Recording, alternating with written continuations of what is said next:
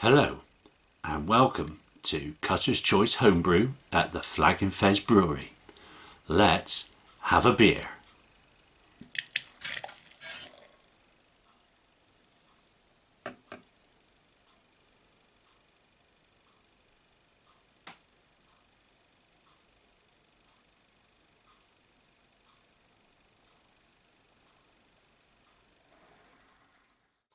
Hello my lovers! Right, this is the Irish Red Ale tasting video. So hopefully you've seen the brew day video. I'm just going to quickly show you hopefully you can see the clarity on that is outstanding. Oh, shut up, Alexa! Alexa, shut up!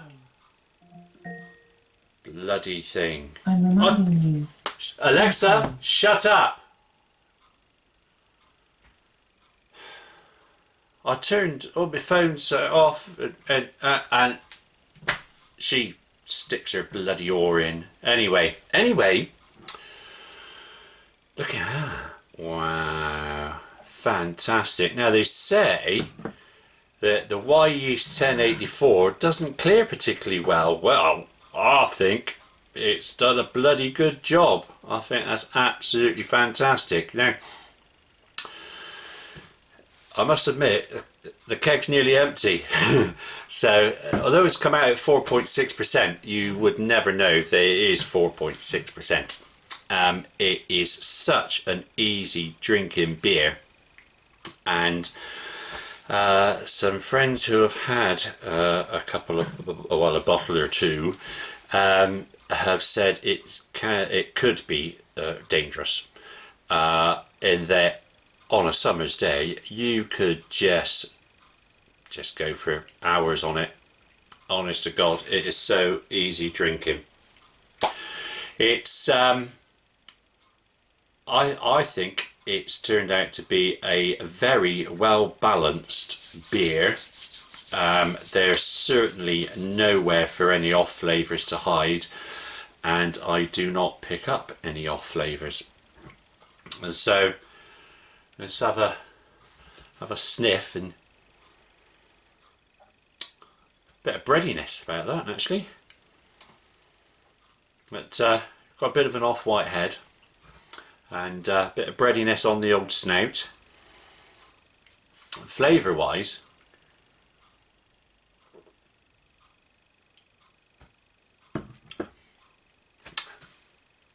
that's just absolutely fantastic. You're not going to go, oh, that's really malty, or oh, that's really hoppy. It's just a really well balanced beer. It's beautiful. So I mentioned it, if you didn't see it in the video, it is out the Bible, Greg Hughes's homebrew beer book, and so I think I highly recommend. Look, that's even better now. I highly recommend you give that a bash.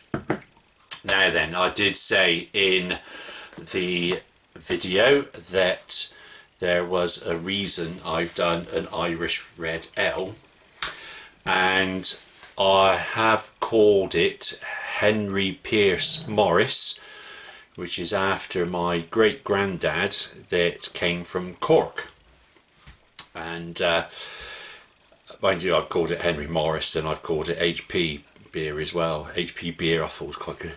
So Henry Pierce Morris, and it seems that he might be the little bugger that has given me this genetic illness that I have. So some of you will know that I've been ill for quite a few years now, and so 6 years ago I went to see the doctor, and the doctor goes, I think you've got fibromyalgia. So 5 years later I'm thinking, well, I don't think I have got fibromyalgia, because now I can actually walk down the stairs normally, and I can put my coat on without the help of my wife, and she doesn't have to do me bootlaces up anymore, and there's all sorts of little things, even being able to stand up and put my trousers on. Just little things that people take for granted. You know, it was painful. And so I went back to see the doctor, a different doctor, and she done some blood tests, and it turns out I have she said, first of all, she said, well, your kidney and liver function's okay. I thought, that's a bloody result. The amount of beer I drink, like, fucking get in there. So anyway, she said, but your ferritin's too high. Oh, what's ferritin? I've never heard of it. So ferritin is a protein that regulates the iron levels in your body. So some further blood tests and genetic blood tests, turns out I have a thing called Gnentic Haemochromatosis. Alright, now I'm telling you this because, not for sympathy, because I'm not interested. I don't want sympathy. I just get on with it. The thing with hemochromatosis is that it seems it's not very well known amongst the medical profession, although it's been around for years. So now it tends to affect people from the northern hemisphere, especially from a Celtic background, and even more so if you're in Ireland or from Ireland. So in the UK it affects in about 1 in 200 people. In Ireland it's known as the Celtic curse, and it affects 1 in 8 people. So, but the symptoms are very similar to other things like fibromyalgia and polymyalgia rheumatica, and that's the thing that the doctors sort of go to first until you need blood tests and you need ferritin checked to establish whether you have hemochromatosis or not. And then genetic blood tests to find out if it's a genetic thing. So it's a rogue gene that you get from your parents, and what it's done is they've combined in my body to make it absorb between 30 and 40% of the iron in the food that I eat, where someone who doesn't have hemochromatosis absorbs about 10% of iron. So I'm just going to go through some symptoms. These symptoms, there's quite a long list. Not everyone will have these symptoms, but if you do have some of these symptoms, then maybe you should go and see your doctor and ask for your ferritin to be checked.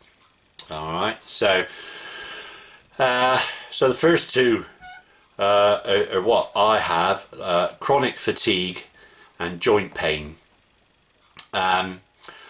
Arthritis, especially of the knuckles of the first and second fingers and thumb in your hands. And what a weird thing, but you know, first and second knuckles, your thumb, hurt. So I've got a lump on mine that just appeared a few years ago, and it's a bit like an arthritic lump. So you can get a change of skin colour, so it could be bronzing, or slate grey, so you could look jaundiced. Abdominal pain, menstrual irregularities and premature menopause. Now obviously that's for the ladies. Loss of body hair, loss of libido and sexual drive. So thankfully Mrs. Cutter's Choice hasn't complained.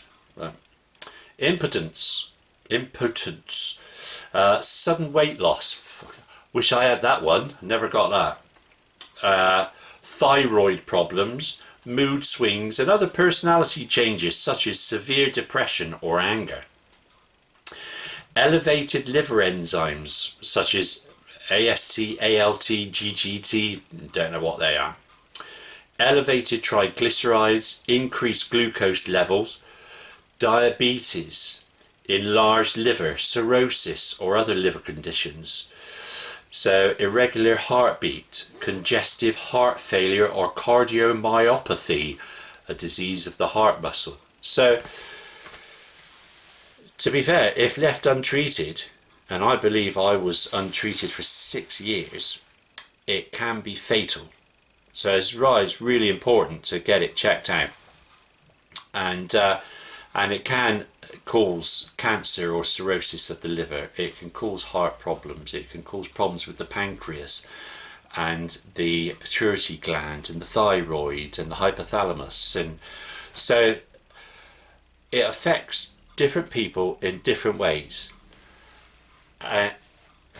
If you've got any of those symptoms, I really would go to the doctor and tell them and get a blood test and get your ferritin checked. All right. So treatment is pretty straightforward, to be honest. There's no tablets involved or anything. You can go weekly or 2 weekly, and they take half a litre of blood out of you. And I go 2 weekly. I have really struggled with that. My body has adapted. I would say that I'm moderately fatigued all the time, not quite in so much pain, but the symptoms are still there. I still struggle with stairs and hills, but the ferritin levels are coming down. So very easy treatment. So once you get the ferritin, needs to be sort of around about 30 micrograms a litre. So with the phlebotomy or vivisection, it could be called, they're looking to get you down below 50. I was at 1200. So once it's down to below 50, you're in maintenance, and then you just get regular blood tests and vivisections 2 to 4 times a year. You can even give blood then, donate blood, which at the moment I'm not allowed to because I have too much iron in my body. Now, it cannot be controlled by diet. So they say to let the vivisections do the job of reducing the blood. So, but it is sort of advisable to sort of moderate things that are high in iron or can cause you to absorb more iron. So obviously beer does make you absorb more iron, but I drink an awful lot of tea. I probably drink more tea than I do beer, to be fair, and tea slows down the absorption of iron, especially non-heme iron, which you get from plants. That is not absorbed as readily as heme iron, which you get from animal sources. So, but drink plenty of tea. Avoid vitamin C 2 hours either side of a meal. So things like broccoli high in vitamin C, but you just got to choose when you're going to eat these sort of things. You obviously need vitamin C, so you don't want to stop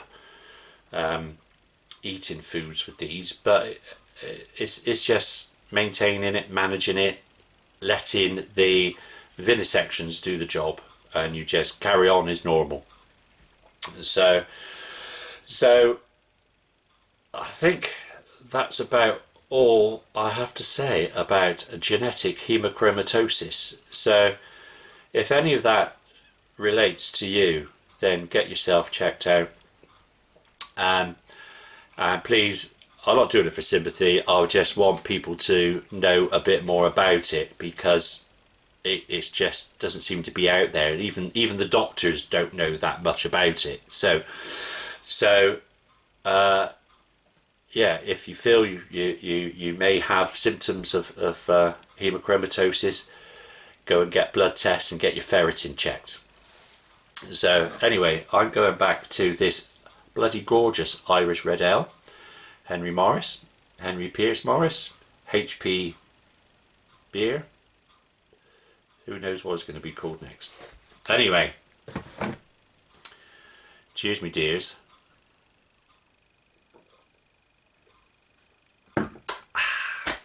It's a fantastic drop. So, don't know what's coming up in the future. We'll see. We'll see. Once I get over this treatment, because I'm not doing a lot of things because of the treatment. And most of the time I just can't be arsed and just sit there. So, yeah, I'll be doing a few more things. So, okay. So, anyway. Sorry if this is dragged on a lot, but it's some important information, and hopefully it'll help someone. So take care, everyone out there, and cheers me dears. All right, catch you soon.